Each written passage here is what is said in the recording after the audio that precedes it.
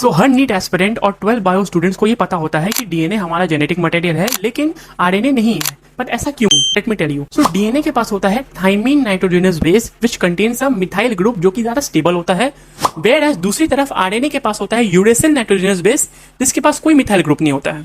और दूसरा रीजन है कि आरएनए के 2 प्राइम पोजीशन में OH ग्रुप होता है, ऑक्सीजन प्रेजेंट होता है, जो कि आरएनए को ज्यादा लेबाइल बनाता है, केमिकली रिएक्टिव बनाता है, अनस्टेबल है वो, और वो as a catalytic molecule behave करता है। और दूसरी तरफ डीएनए जिसका पूरा नाम है deoxy ribo nucleic acid, deoxy मतलब 2 प्राइम पोजीशन में ऑक्सीजन एब्सेंट होता है, जिसकी वजह से डीएनए जो होता है वो स्ट्रक्चरली ज्यादा स्टेबल होता है और आरएनए स्ट्रक्चरली ज्यादा स्टेबल नहीं होता है। एक बात हमेशा याद रखना, डीएनए चाहे जितना भी स्टेबल क्यों ना हो, प्रोटीन बनाने के लिए आरएनए से ही थ्रू गुजरना पड़ता है।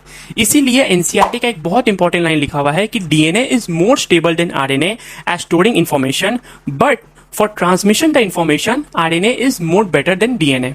तो बोलते हैं ना कि बेटा चाहे जितना भी बड़ा क्यों ना हो जाए, बाप हमेशा एक ही होता है। RNA is the first genetic material और डीएनए आरएनए से ही बन के निकल रहा है। ओके, सो ऐसे ही और रिवीजन वीडियोस के लिए please hit the like button and subscribe to my channel. Thank you so much.